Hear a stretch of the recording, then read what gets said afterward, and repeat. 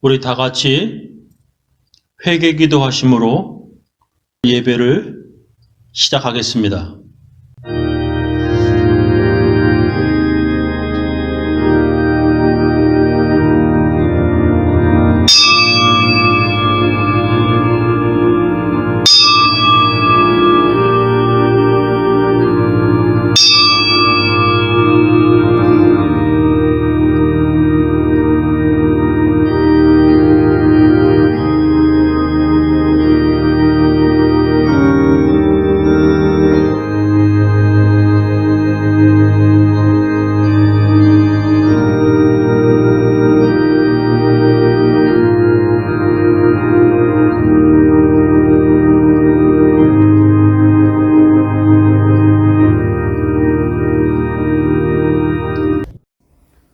하나님 아버지, 오늘은 2026년 6월 14일, 6월 둘째 주일입니다.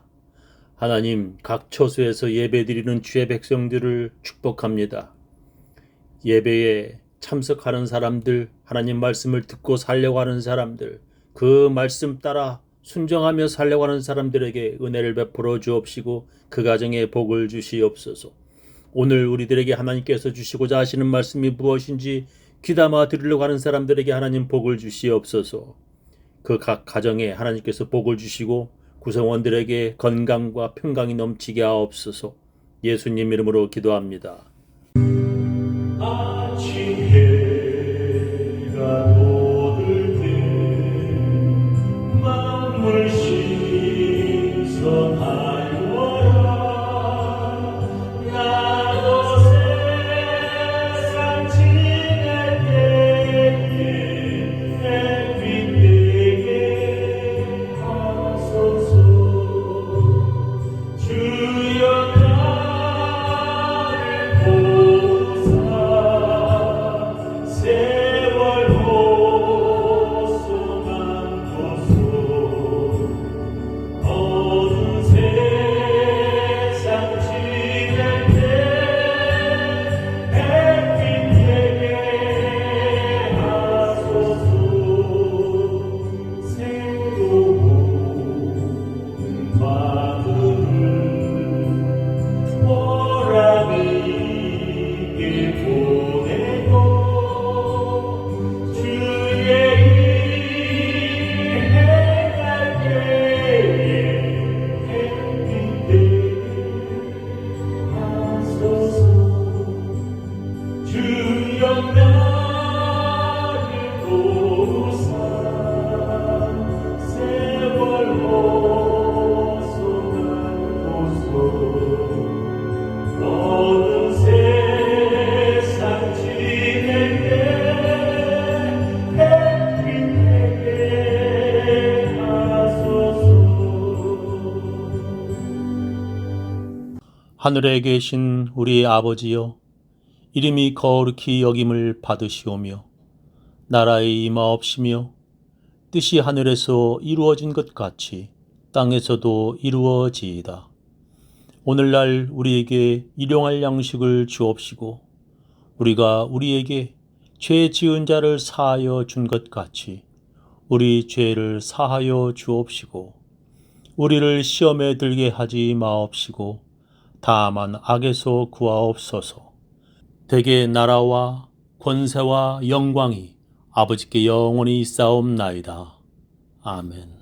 전능하사 천지를 만드신 하나님 아버지를 내가 믿사오며 그 외아들 우리 주 예수 그리스도를 믿사오니 이는 성령으로 잉태하사 동정녀 마리아에게 나시고 본디오 빌라도에게 고난을 받으사 십자가에 못 박혀 죽으시고 장사한 지 사흘 만에 죽은 자 가운데서 다시 살아나시며 하늘에 오르사 전능하신 하나님 우편에 앉아 계시다가 저리로서 산 자와 죽은 자를 심판하러 오시리라. 성령을 믿사오며 거룩한 공예와 성도가 서로 교통하는 것과 죄를 사하여 주시는 것과 몸이 다시 사는 것과 영원히 사는 것을 믿사옵나이다. 오늘 우리들에게 주시는 하나님의 귀한 말씀은 마가복음 8장 11절부터 13절 말씀 되겠습니다.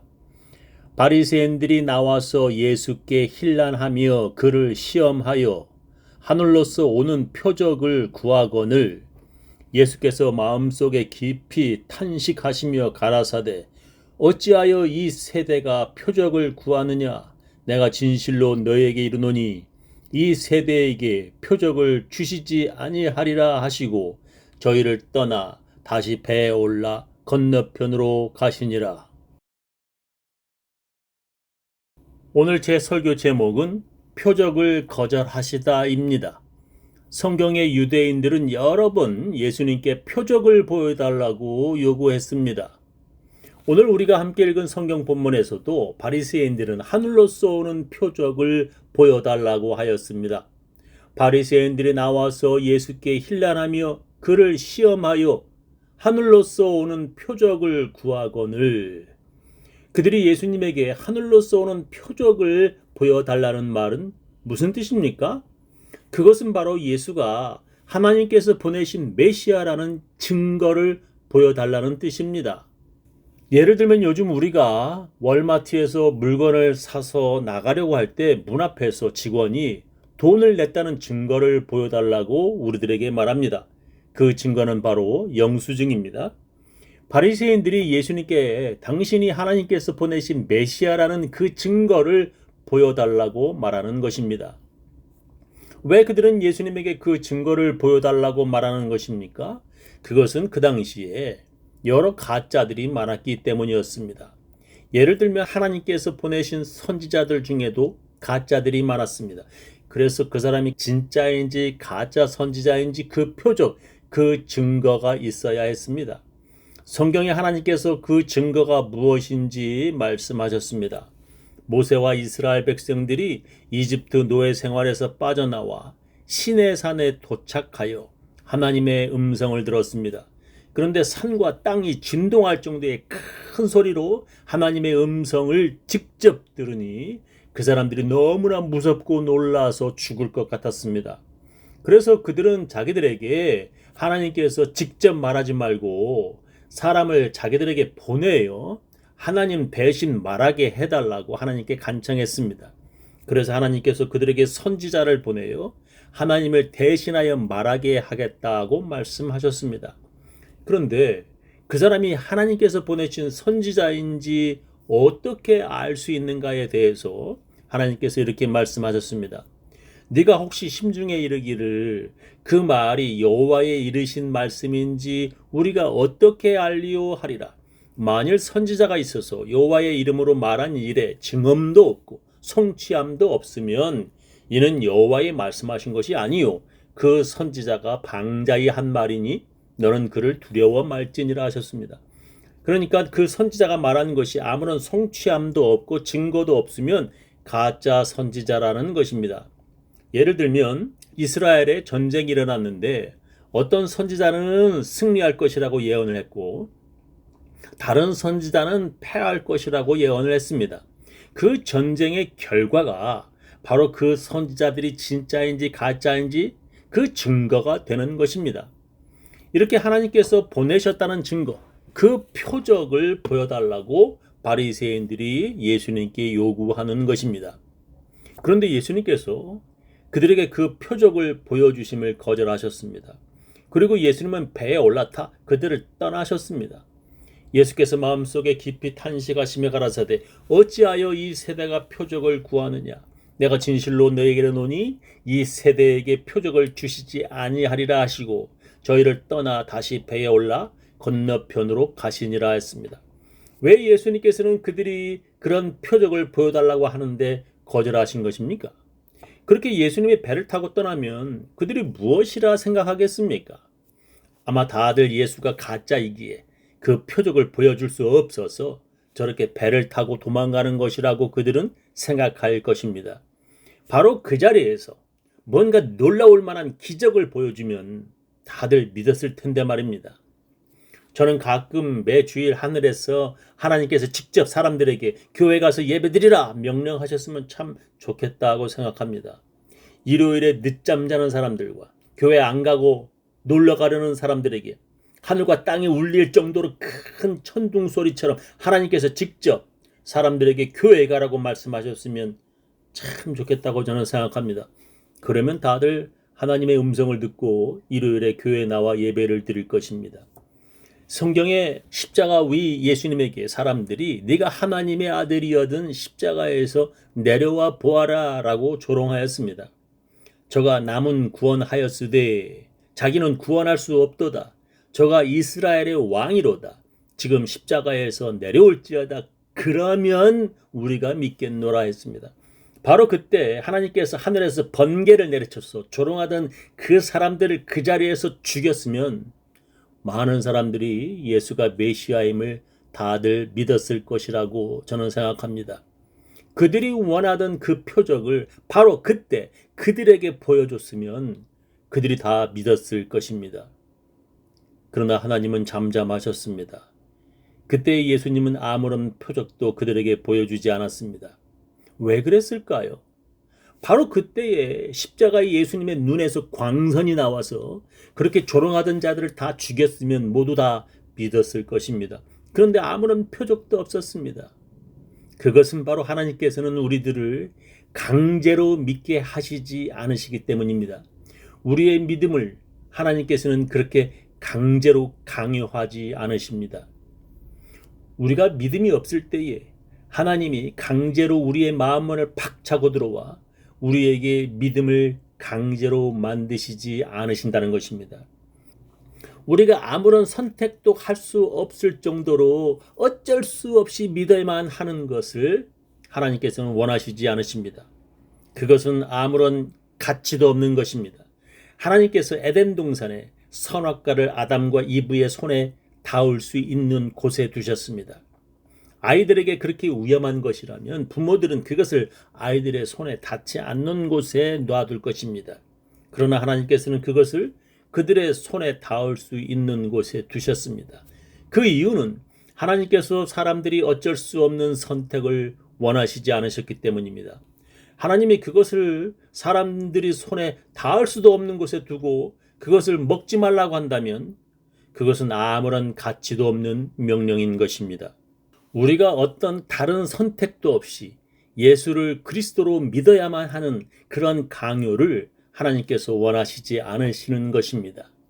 그런 자유로운 선택 속에서 우리가 하는 결정이 더 가치가 있는 것입니다. 우리가 오늘 주일 예배에 갈 것인지 말 것인지 우리의 자유로운 선택은 하나님께서 보시기에 그만큼 가치 있는 것입니다. 예수님의 표적을 보여주시지 않아 믿을 수 없음에도 불구하고 그것을 믿는 그 믿음이 더 가치가 있는 것입니다. 그래서 예수님의 제자 도마에게 네가 네 눈으로 보야만 믿느냐, 그리고 네 손으로 내 상처를 만져야만 믿느냐, 보지 못하고 그리고 만지지 못하고 믿는 자들이 더 복되도다라고 예수님이 말씀하신 것입니다. 그렇다면 예수님이 사람들에게 자기가 메시아라는 표적을 하나도 안 보여주셨는가? 그렇지 않습니다.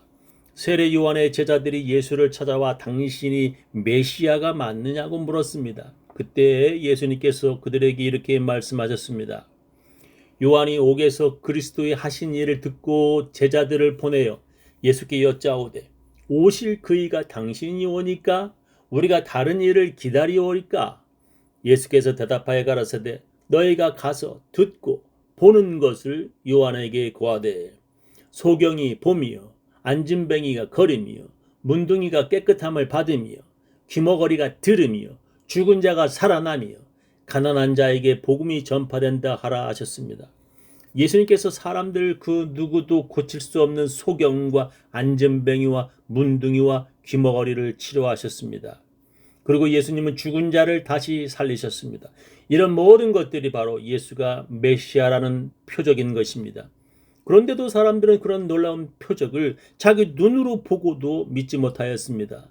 참 불쌍한 사람들입니다. 그들은 예수님이 자기들에게 무엇인가 속임수를 쓰는 것 같아 보였습니다. 예를 들면 예수가 거짓 소경과 미리 짜고 소경을 고친 것처럼 사람들을 속일 수 있다는 것입니다. 걸을 수 있는 사람이 안전뱅이처럼 행세하며 돈을 구걸하다가 예수에게 발각되어 고친 것처럼 사람들을 속일 수 있다고 그들은 주장하는 것입니다. 예수와 미리 짜고 그 사람이 죽지도 않았는데 죽은 채 하다가 다시 살아났다고 그들은 그 표적을 믿지 않았습니다. 성경에 그런 기록들이 있습니다. 이렇게 많은 표적을 저의 앞에서 행하셨으나 저를 믿지 아니하니라고 했습니다. 어떤 이들은 그런 표적을 보고도 오히려 예수가 귀신의 왕의 힘으로 치료한다고 말하였습니다. 예수께서 한 벙어리 귀신을 쫓아내시니 귀신이 나가매 벙어리가 말하는지라 무리들이 기히 여겼으나 그 중에 더러는 말하기를 저가 귀신의 왕 바알세불을 힘입어 귀신을 쫓아낸다 하고 또 더러는 예수를 시험하여 하늘로 쏘는 표적을 구하니라고 했습니다. 예수님이 그들에게 보여주어도 믿지도 않을 뿐만 아니라 그들은 오히려 마귀의 힘으로 치료한다고 예수님을 공격하였습니다. 그들은 놀라운 표적을 보고도 전혀 믿지 않았습니다. 그러면 그런 표적을 보고 예수를 믿는 사람들을 예수님은 좋아하셨는가요? 그렇지 않습니다. 6월절에 예수께서 예루살렘에 계시니 많은 사람이 그 행하시는 표적을 보고 그 이름을 믿었으나 예수는 그 몸을 저희에게 의탁지 아니하셨으니 이는 친히 모든 사람을 아심이요라고 했습니다. 많은 사람들이 그런 표적을 자기 눈으로 보고 믿었지만 그들은 그런 표적을 또 보여주지 않으면 그들은 예수님으로부터 돌아섰습니다. 그런 표적을 통하여 믿은 그들은 매번 표적을 봐야 그들의 믿음이 유지되었습니다. 예수님은 그런 표적을 보고 믿는 자들은 진정한 믿음의 사람들이 아니라고 여기시는 것입니다. 그렇다면 예수님이 원하시는 믿음의 사람은 어떤 사람입니까? 그들은 바로 표적을 자기 눈으로 보지 않아도 믿는 사람들입니다. 그들은 눈으로 봤기 때문에 믿는 것이 아니라 귀로 들어서 믿는 사람들입니다. 성경은 그래서 믿음은 들음에서 난다고 말씀하십니다. 예수님께서 보여주신 표적을 눈으로 못 보아도 사람들이 전하는 복음을 듣고 믿는 믿음을 더 가치 있다고 예수님이 말씀하시는 것입니다. 그래서 성경은 하나님께서 그런 사람들이 전하는 전도로 구원받음을 더 기뻐하신다고 말씀하십니다.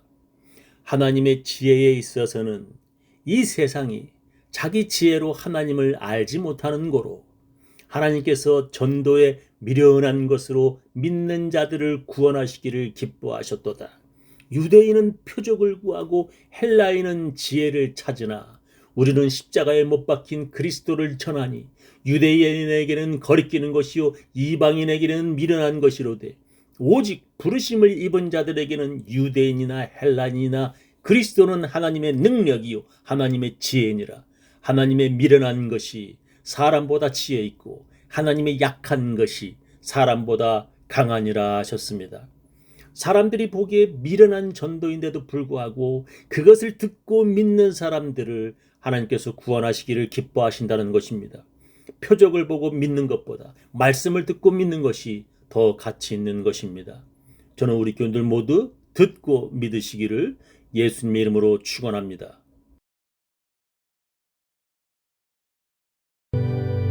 주 안에 있는 나에게 난 근심이 있으랴 십자가 밑에 나